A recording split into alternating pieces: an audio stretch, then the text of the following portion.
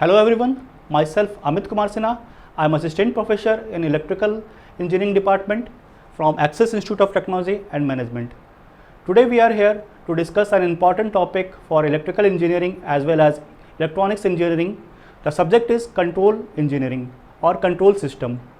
So my topic for today is Introduction to Control Systems or Basics of Control System. So let us start from the very basic point, that is our input. Input means it is an excitation system when applied to a control system from external source. Means whenever we give a power input or power source from any system, the subject is called as input. So as the definition, it's the stimulus or excitation system. Excitation in the sense of power. It may be electrical, it may be mechanical, or it may be any other sources.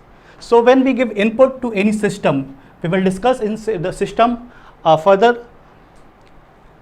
When we apply our input to any system, we will receive an output. We will receive some function in the form of input. So whatever we input we have given, we will receive some output in the from the source or from the system.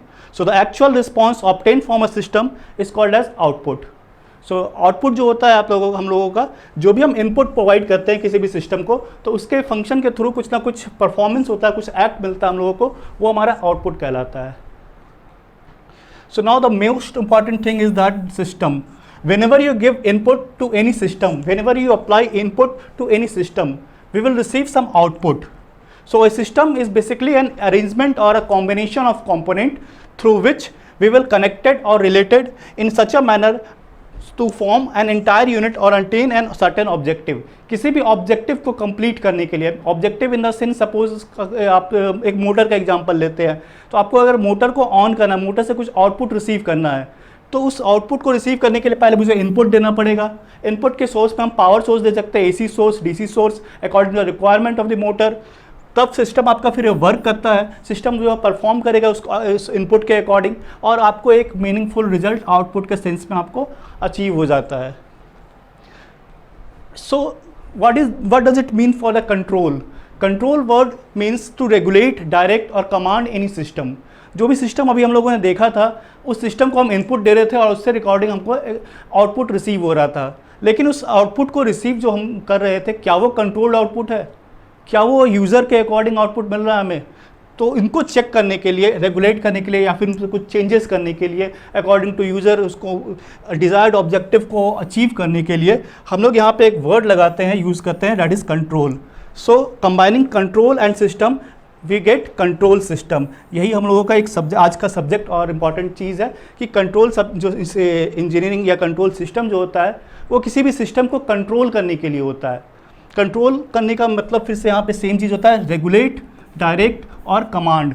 अगर आप किसी system में कुछ change करना चाहते हो, you can give a command and you can change, और output इसके अकॉर्डिंग आपका चेंज हो जाएगा. अगर उस सिस्टम में आपको कुछ अल्टरेशन करना है, यानी कि उसमें कुछ रेगुलेशन करना है, you can regulate also.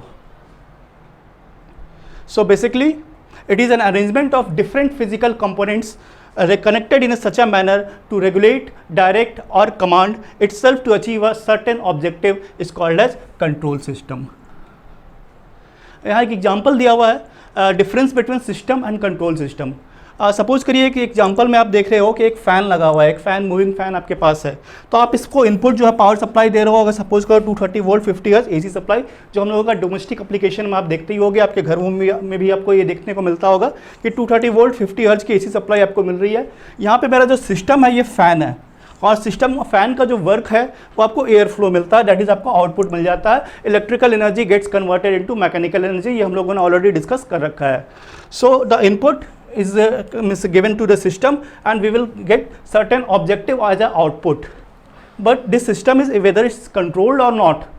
So control system को के लिए हम ये अगर सपोज करो कि यहाँ से हमने इसका मोटर में से ब्लेड्स को हटा दिया, रिमूव कर दिया, सो आपको आउटपुट में यहाँ पे एयर फ्लो जो है वो आपको नहीं मिल रहा है. डैट मीन्स मोटर तो रन कर रहा है बट आपको ऑब्जेक्टिव जो है वो फुलफिल नहीं हो पा रहा है. या सपोज करो कि इस मोटर की स्पीड को हमको कंट्रोल करना है, तो आपको इसकी स्पीड की कंट्रोल करने के लिए यहाँ पे कोई ऐसा डिवाइस या मैकेनिज्म नहीं अलॉटेड है. तो so for this purpose to achieve a proper output that is means airflow or a maintained output, we will get some controlled airflow. तो इसके लिए हम लोगों के लिए एक सिस्टम में कुछ चेंजेस करना पड़ेगा. इस सिस्टम को चेंज क्या करेंगे, we will get a controlled element, that is आपका एक controller. Controller is a device which control the input and give the certain output according to the means according to the given the input and the controller command. So a fan with blades with regulator can used for a control system to control the mechanism of power flow or to get the desired output. Now coming back to the classification of a system, depending upon its control action. Control action के हिसाब से यहाँ पे दो तरीके का system होता है. एक होता है आपके पास ओपन लूप सिस्टम और नेक्स्ट आपके पास मिलता है मेरे को क्लोज लूप कंट्रोल सिस्टम. तो ओपन लूप कंट्रोल सिस्टम जो होता है ये डायरेक्ट फंक्शन होता है. Direct function in the sense कि आप सिस्टम होता है, इनपुट आप प्रोवाइड करते हो, सिस्टम अकॉर्डिंग टू वर्क करता है and you will get a meaningful result, that is your output. Close loop control system में ऐसा नहीं होता है. क्लोज लूप कंट्रोल सिस्टम में एक फीडबैक मैकेनिज्म लगा होता है. So we will discuss this in the next slide. Open loop control system, जैसा कि मैंने आपको बताया, a reference input is given to a controller will process this input and you will get a controlled output at the output end. So it is the system, the controller, it is totally independent of output system. Whatever input you give, you will receive a certain output and the controller action is to just control the input. On some examples of open loop control system is we daily see a electrical hand dryer. Hand dryer we use, what we do is just we present our hand in front of hand dryer and air will automatically flow and our hand gets dry. But how much our hand is dried, it can be controlled. Means it's certain objective is that whenever an input is processed, the system will work and the output will go get through like a hot air. But can we control the temperature? No. Can we control the airflow? No. So the process is continuous process. Next example is automatic washing machine. Everyone is I think aware of this, that automatic washing machine, we will perform some certain function here, like we will give some values like timer setting and number of cloth settings and water's warm is cool, like that setting we will perform here, and like that our system will work according to this and we will get our clothes. But the main function is that whether our washing is done or washing is completed or not, who will knows? Nobody will knows. So means you have given the clothes but the cloth is still dirty, so your objective is not fulfilled. So open loop system is performed only for input, process, and then you get a meaningful result. So it advantage of open loop control system, it is simple in construction and design. Means इसका जो structure होता है, क्योंकि आपको सिर्फ एक system means input देना होता है, आपका कंपोनेंट उसको इस इनपुट को रिसीव करता है और आपको एक मीनिंगफुल आउटपुट के प्रोड्यूस में आपको करके दे देता है. So it's simple in construction and design. Economical, क्योंकि इसमें कंपोनेंट्स कम यूज़ हो रहे हैं, less components, number of components use हो रहा है, तो ये इकोनॉमिकल होता है, लेस आपका कॉस्टली होता है. Easy to maintain, number of components less होने के कारण मेंटेनेंस जो होता है वो काफ़ी कम देखने को मिलता है.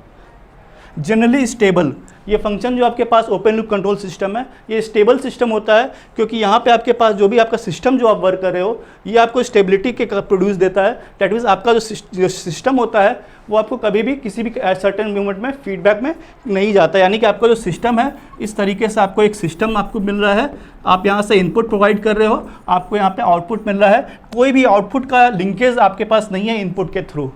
So that means the system is stable and it is convenient to use the output in different measure. Disadvantage of open loop control system, it is inaccurate. We don't have any mechanism to check whether our output is desired value or not. So means whatever input we are giving, output is produced, but we can't check the output. So as we don't check the output, the system is unreliable. Unreliable in the sense कि we can't check it, we can't means know that the certain value is correct or not correct. Any changes in output cannot be corrected. Whatever input you are giving, output is received, but you can't change the output. For example, you are seeing the fan. Suppose the fan is fixed for a certain speed. the fan will run automatically for certain speed. We can't change the speed until and unless we go and manually change the fan speed. Next one is your closed loop control system. A system in which a controlling action is somehow dependent on the output. Here the word is most important, dependent upon the output. That means according to your output you can change the input and your system will perform again according to the changed input. That means suppose करो कि आपने कोई भी input दिया है, उस input के according system work कर रहा है और आपको एक meaningful output produce कर रहा है. At any instant आपको ऐसा लगता है या फिर सिस्टम को ऐसा लगता है कि आउटपुट जो है वो डिज़ायर्ड आउटपुट नहीं मिल रहा है, तो आउटपुट इनपुट को एक फीडबैक देगा. फीडबैक इन द सेंस एक मैसेज पास करेगा, एक सिग्नल पास करेगा कि change in the output, so that the system will change and your output will also get changed. So block diagram of closed loop control system, what we do is we give controlled input or command input to a system and a system will give you controlled output. So thus any mechanism which follow from path from input to output is called as forward path. Note that from input to output, if the path is following is like from input to output, it is called as forward path. So from input you will give to the controller, controller will control this output. Suppose some noise is there or some unwanted signal is there, the controller will control it and give it to the plant. Plant is nothing but your system. So your system will operate according to your input and give on some certain output. Here changes is there. What we changes is that controlled output is get connected by a feedback transducer. It will get some feedback or it will get some action and this feedback signal is transferred again to the reference output. तो यहाँ पे कुछ थोड़ा change होता है open loop system में. जैसा कि अभी आप ओपन लूप सिस्टम में देख रहे थे कि आपको सिर्फ इनपुट सिग्नल देना रहता है सिस्टम को और सिस्टम आपको इसके अकॉर्डिंग प्लान करता है और आपको आउटपुट मिल जाता है. बट यहाँ पे चेंज क्या होता है कि आउटपुट के साथ एक कनेक्टेड होता है फीडबैक मैकेनिज्म. फीडबैक क्या होता है कि जो भी आउटपुट आपको रिस्पॉन्स मिलता रहता है उसको चेक करने के लिए होता है कि whether the output is correct और नॉट. फॉर एग्जाम्पल आपने एक सेंसर देखा होगा रूम टेम्परेचर के हिसाब से. ऑटोमेटिकली आपने देखा होगा कि जो एसी सिस्टम होता है उसमें एक सेंसर लगा होता है, एक टेम्परेचर सेंसर लगा होता है जो इस टेम्परेचर को बार बार चेक करता रहता है कि आपका आउटपुट जो है उस टेम्परेचर के अकॉर्डिंग है या नहीं है. तो फीडबैक का ही काम होता है कि आउटपुट को चेक करता है कि आपका जो मीनिंगफुल जो मीन्स आपको डिजायर्ड आउटपुट मिल रहा है वो इसके अकॉर्डिंग है या नहीं है. तो यहाँ पर आपने फॉरवर्ड पाथ देखा था. फॉरवर्ड पार्ट में हमने देखा था कि आपका जो रिजल्ट है वो आपको इनपुट से आउटपुट की तरफ मिल रहा था. तो इनपुट से आउटपुट की जब तरह सिग्नल जब फ्लो करता है दैट इज आपका फॉरवर्ड पाथ होता है. और सेम केस में अगर आउटपुट से इनपुट की तरफ फॉरवर्ड पाथ, यहाँ पे आप एरो का डायरेक्शन देख सकते हो. तो एरो का डायरेक्शन जो आपके पास है वो आपका आउटपुट से स्टार्ट हो रहा है और इनपुट पर जाके ये खत्म हो रहा है. जब ये आउटपुट से इनपुट की तरफ आता है तो ऐसे सिग्नल को हम लोग यहाँ पे फीडबैक पाथ कहते हैं. तो ये दो तरीके के पाथ आपको देखने को मिलेंगे. First is forward path from input to output and next is feedback path from output to input. So यहाँ पे जो फीडबैक सिग्नल जो आता है ये यहाँ पे एरर सिग्नल में कन्वर्ट होता है. यानी कि एरर सिग्नल जो एक समेशन बॉक्स लगा होता है, error signal is used to control the input and error signal and give a error signal.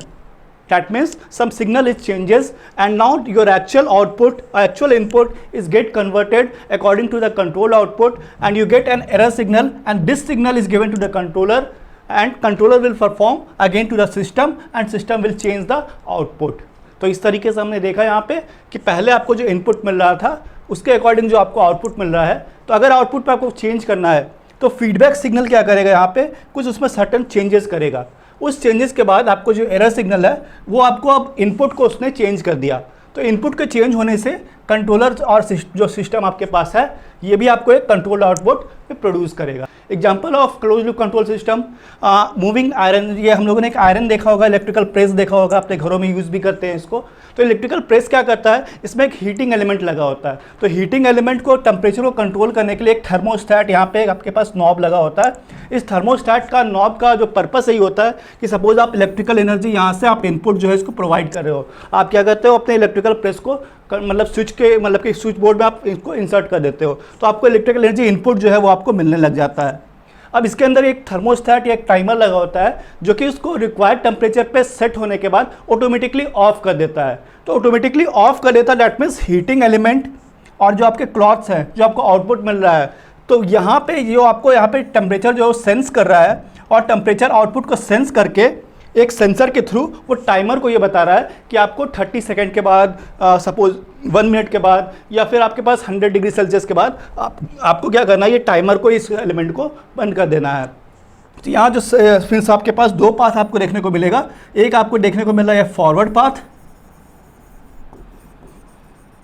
And next आपको देखने को मिल रहा है यहाँ पे एक फीडबैक लूप। तो फीडबैक लूप के थ्रू हमको ये जब आउटपुट हमको अचीव हो जाता है तो उस आउटपुट को हम चेंज कर देते हैं। दैट मीन्स आपका जब आउटपुट अचीव हो जाता है तो फीडबैक लूप के थ्रू आप टाइमर को एक मैसेज दे देते हो कि आपको आयरन को प्रेस को बंद कर देना है। सर कुछ देर के बाद आपको फिर से ये ऐसा लगता होगा कि अब जो आपका टाइमर है, जो आपका आयरन है, वो थोड़ा कूल हो चुका है। तो वो फिर से क्या करता है, जो सेंसर है वो टेम्परेचर को अगेन चेक करता है और उसके अकॉर्डिंग वो हीटिंग एलिमेंट को फिर से एक बार मीन्स आपको वो हीट करना स्टार्ट कर देता है। सो आपको अगेन आपको जो टेम्परेचर होता है वो राइज हो जाता है। तो ये टेम्परेचर का राइज एंड फॉल जो है अकॉर्डिंग टू आपका टाइमर जो है वो आपका कंट्रोल होते रहता है। तो ये क्लोज लूप कंट्रोल सिस्टम का एक एग्जाम्पल है। Next advantage of close loop control system, it is more accurate. जैसा कि आपने ओपन लूप कंट्रोल सिस्टम में देखा था कि आपको सिर्फ इनपुट देना रहता है, आपको आउटपुट मिल जाता है। एक्यूरेसी जो है उसमें उतना नहीं रहता क्योंकि, लेकिन इसमें हर बार आपका एक्यूरेसी मतलब कि आउटपुट जो है वो चेक हो रहा है। So it is more accurate in comparison with open loop control system. Any error, suppose any error is there, so it is automatically corrected by using feedback signal. Open loop system में ऐसा बिल्कुल भी नहीं था। Open loop system में क्या था कि आप सिस्टम को इनपुट दे रहे थे, आपको आउटपुट अचीव हो रहा था, उसके आउटपुट पे आपका कंट्रोल नहीं था। लेकिन यहाँ पे मेरे पास क्या है, एक फीडबैक सिग्नल है। तो अगर आपका इनपुट अगर गलत भी हो जाता है तो आप उसको करेक्ट करके आप फिर से आउटपुट के अकॉर्डिंग अपना फंक्शन को परफॉर्म कर सकते हैं।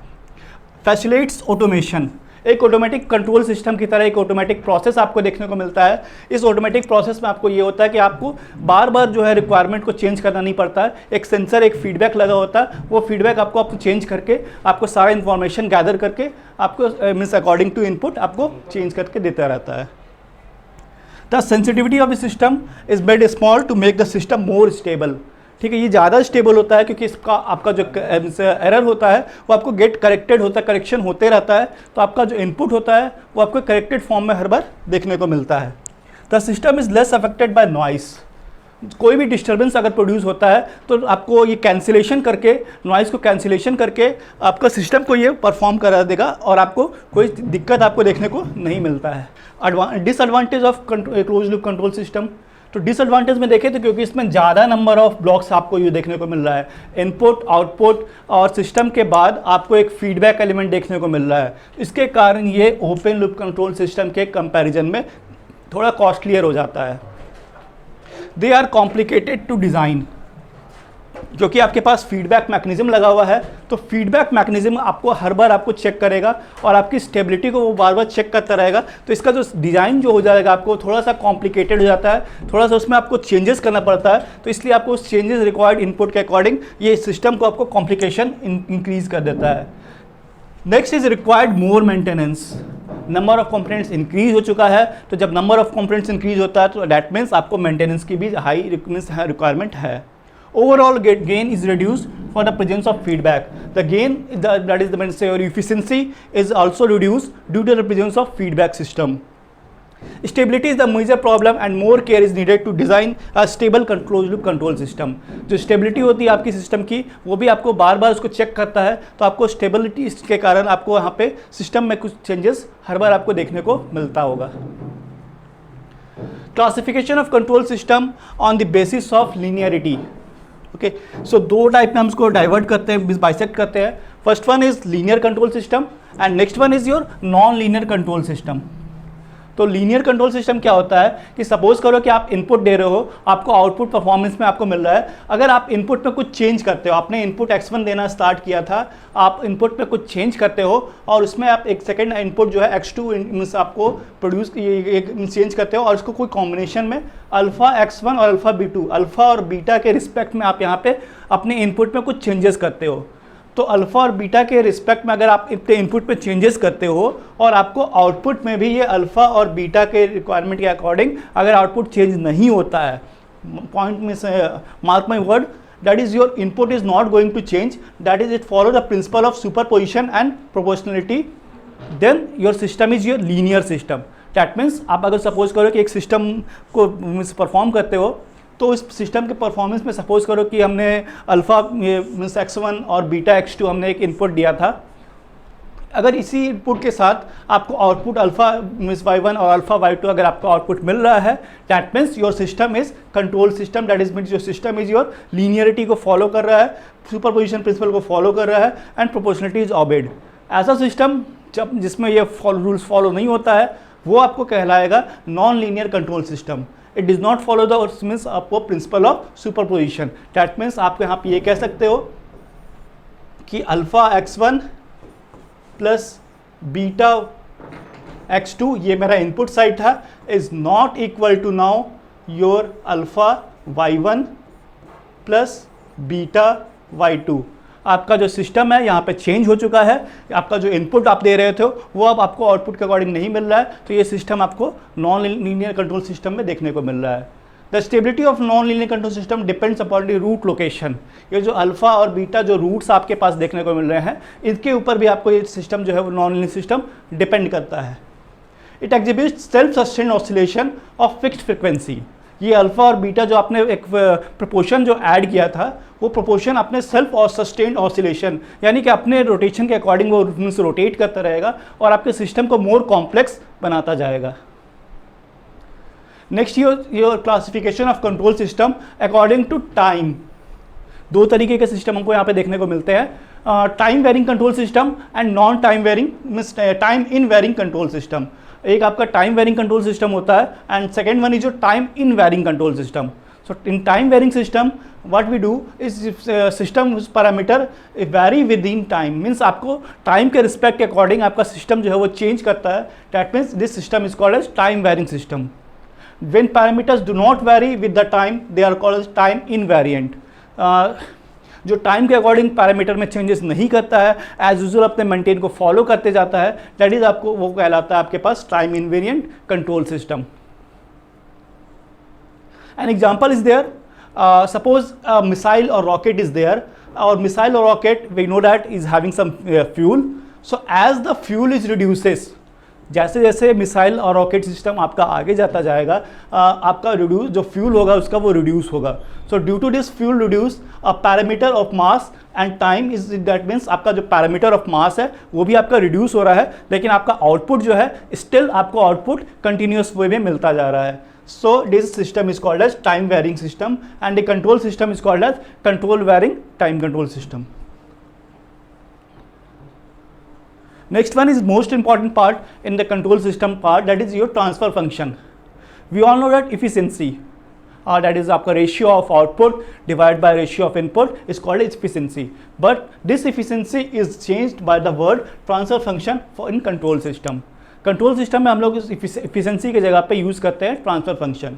So the relationship between input and output, input और आउटपुट के बीच में जो रिलेशनशिप इस्टेब्लिश करता है, दैट इज आपको ये मिलता है हम लोगों को ट्रांसफर फंक्शन से। So the ratio of Laplace transform of the output to the Laplace transform of the input under the assumption of initial boundary condition set to be 0 is called as transfer function.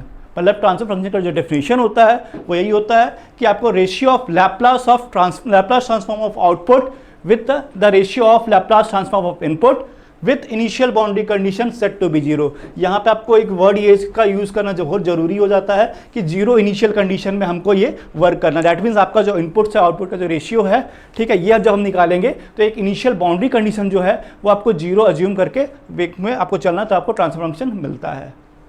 सो यहाँ पे मैंने आपको एक system को किया है कि आपके पास एक सिस्टम है जी ऑफ टी से हमने इसको डिनोट किया है। आर ऑफ टी आपको सपोज करो यहाँ पे आप इसको इनपुट दे रहे हो, we are giving an input R of T to a system G of T and we achieve something output as C of T. So your C of T is your input, R of T is your C of T is your output, R of T is your input and G of T is your system function. So what will you do is we get Laplace. So with the help of Laplace, if you use the C of t is converted to C of s, Laplace of input, that is L into R of t, converted to R of s, Laplace of G of t is again converted to G of s. That means time domain to S domain. So your total transfer function, overall transfer function that is your G of S is equal to Laplace of output by Laplace of input. So Laplace of output is nothing but C of S, Laplace of input is nothing but R of S. So the ratio of C of S by R of S is called as transfer function. So here we will perform a transfer function for a closed loop control system.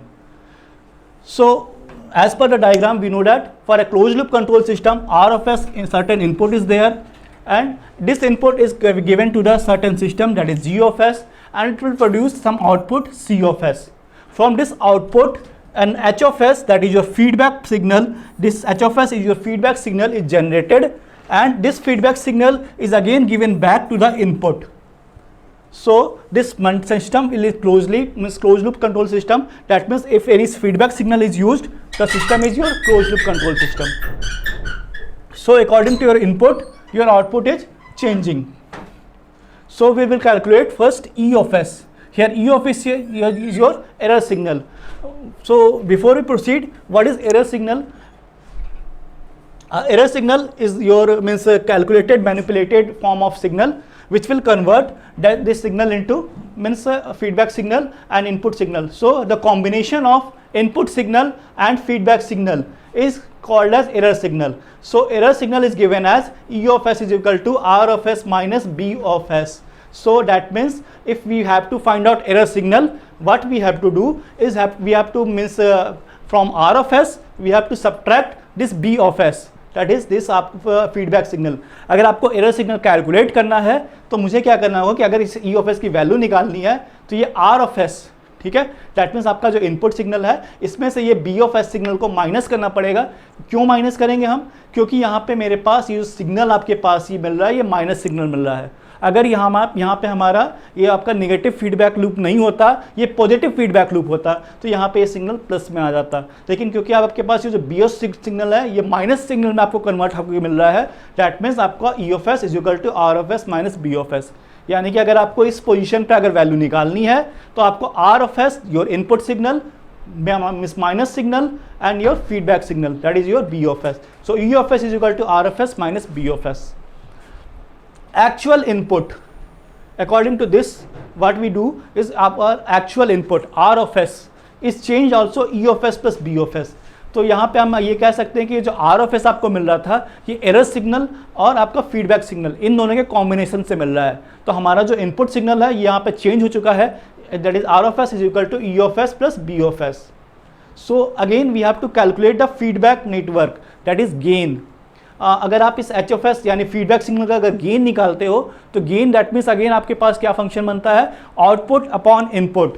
सो यहाँ पे आपको output upon input करना पड़ेगा. तो इस H of S यानी इस system के लिए अगर आपको वैल्यू निकालनी है तो इस सिस्टम का आउटपुट क्या आपके पास देखने को मिल रहा है, इस सिस्टम का आउटपुट देखने को मिल रहा है मेरे पास बी ऑफ एस, और इनपुट क्या इस सिग्नल को मिल रहा था, सी ऑफ एस. तो इसका इनपुट और आउटपुट और इनपुट का जो रेशियो है ये हो जाएगा आपके पास B of S by C of S. So your B of S is equal to BHS into यहाँ से आप B of S की वैल्यू कैलकुलेट कर लेते हैं. इसके बाद again gain for control loop system, इस जैसे हमने यहाँ पे H of S को वैल्यू निकाली थी इसी तरीके से हम यहाँ पे G of S की वैल्यू भी निकालेंगे. तो G of S is equal to your output upon input. तो आउटपुट अपॉन इनपुट अगर आप करते हो तो you will get C of S by R of S. So you will get C of S upon R of S is your changed, and now your input signal is E of S. So you will get C of S by E of S. Again you will get value for C of S. Substitute the value of ES from here, from the equation number 1. From equation 1 to substitute the value of ES into 3, you will get the required value, changed value in the form of CS. And now again substitute this value of BS is again from system number 2, from equation number 2. So with the help of equation number 1 and 2, we will change our equation number 3 and equation number 4. And after solving all these things, we will get a transfer function C of S by R of S is equal to G of S 1 plus GS into HS. So this system is for your closed loop control system and for negative feedback loop system. Then suppose if your system is your positive feedback loop control system, then your system will be changed and here its positive signal is converted to a negative signal. That's all. Thank you.